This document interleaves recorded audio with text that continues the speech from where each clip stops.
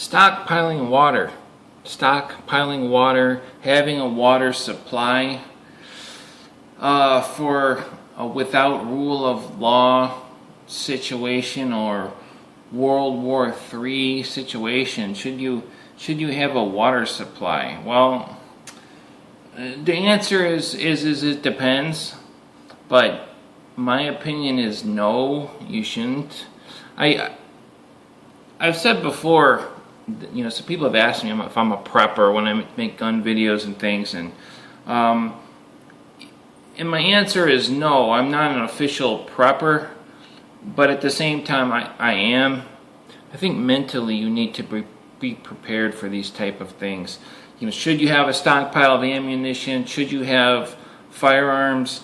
The answer is yes, but maybe you're in a situation where, you know, maybe your brother's a gun nut and he lives across the street from you and he's got 15 rifles, and in the event of something like that, he would be able to hand you a shotgun and say, here you go, and here's a handful of rounds. You know what I mean? So do you need to go out and spend $600 on a rifle if that's your situation? If you know what I mean, if you're just going to use it for prepping, if you're not interested in guns, and you know, why go spend $600? You would have one in the you know what I mean. You have contacts. You have, and I think water is the same way. It's like, you know, where do you live? Here in Chicago, we live next to Lake Michigan. Okay.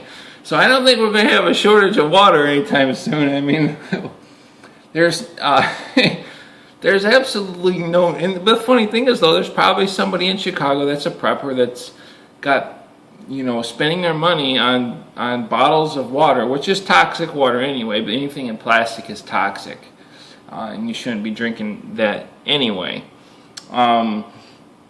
Would I be glad to drink a bottle if someone said, here's a bottle of water? If in an event like that, absolutely I would, you know.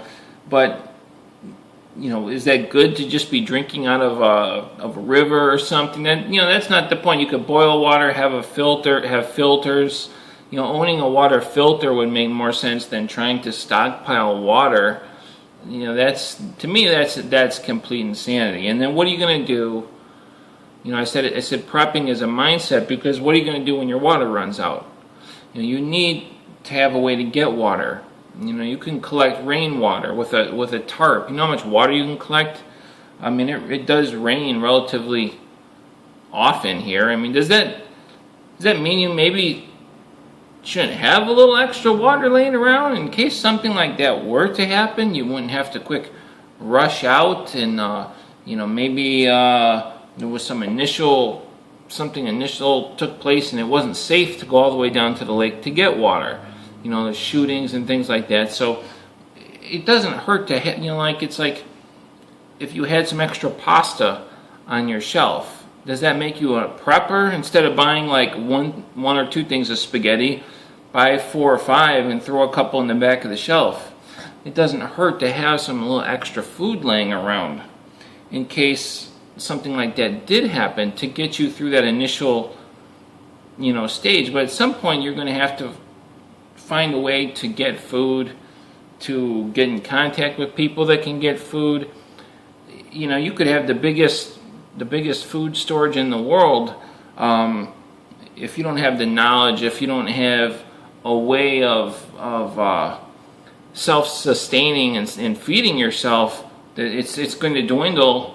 And then when you get to that point, other people that have been surviving, hunting, doing whatever they need to do, gathering water, you're going to be getting to that point. You're going to be like, uh-oh, what do I do now? You know, you're not.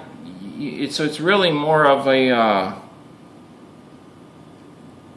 mindset. And I think it is good. I think prepping officially is kind of stupid to call yourself a prepper.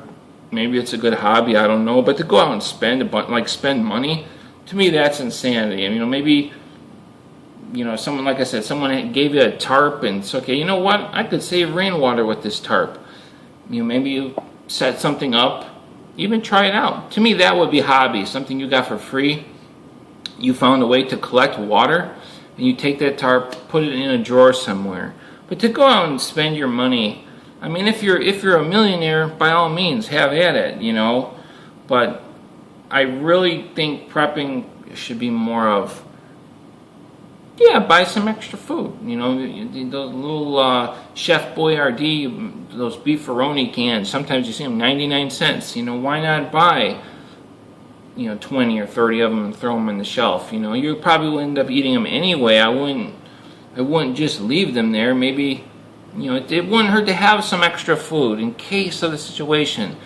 But it should be something that you're going to maybe eat and use anyway. You just have extra. And I think water is like that too. It's but like for where we live, there's no need to have a water supply. I'm just absolutely not. I would be looking to collect rainwater, fresh water. I would over drinking water out of a river or Lake Michigan water. But push comes to shove, if you've ever been really thirsty before, like you would drink anything. You would drink anything. I remember one time I was really thirsty. I was traveling on my motorcycle, and you don't like to drink a lot of water because it makes you gotta take a piss. You have to stop and take a piss. So I would try and drink just enough. And I was up in Canada, and I didn't realize how thirsty I was. I stopped to look at a waterfall, and I seen that waterfall, and I was like, oh, my mouth was just, I was so thirsty. So believe me, if you get really, really thirsty, you'll literally be just drinking right out of a waterfall, and I don't suspect you'll get sick. I mean, it will keep you alive. If you're in the desert, yeah, there ain't gonna be any rain, and there's definitely no. So you just have to use some common sense. But that's kind of my thoughts on water supplies, and if you need to have an official water supply. My answer is no. I'll see you guys later.